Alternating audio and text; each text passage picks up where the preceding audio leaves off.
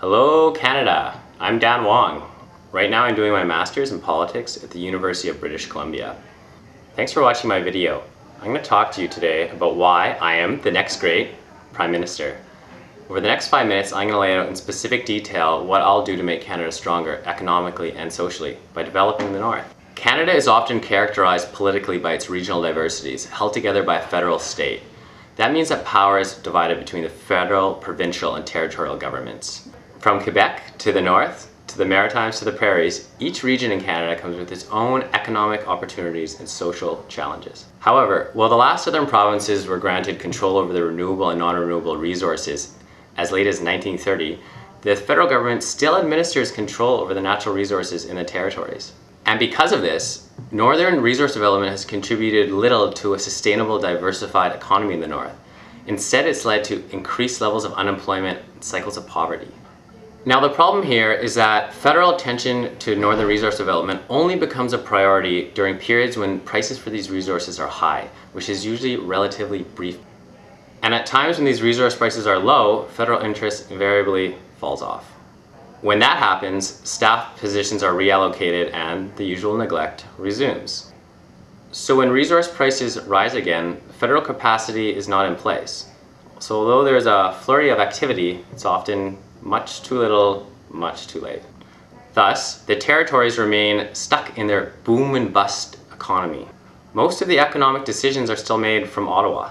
And when we have development in the north, the benefits, well, they flow south.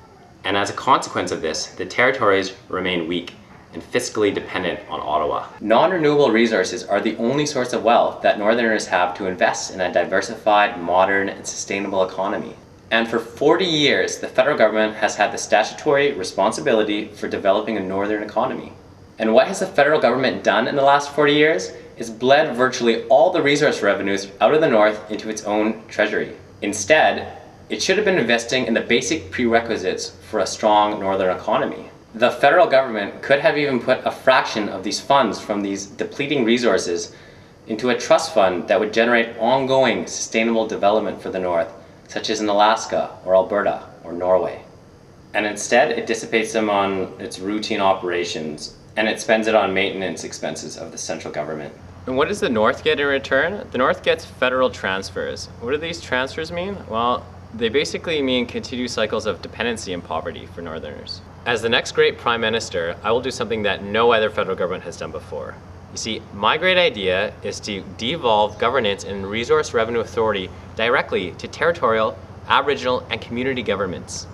You see, the thing that Canadians need to consider is that without a strong economy in the North, the high cost of northern poverty to southern taxpayers, it's going to continue to grow as poverty grows and as natural population increases. So as you can see, it's in Canada's national interest. It is in Canada's economic and social interests that resource royalties be used to develop a strong northern economy. So if we really are to have a Canada that is stronger economically and socially, we need to focus on our true north, that is strong economically and free to live quality standard of life. So please feel free to leave feedback on this video. I'd really like to hear what you have to say about my idea of transferring economic jurisdiction over renewable and non-renewable resources to the Northern Territories. Thanks again for watching my video for Canada's next great Prime Minister.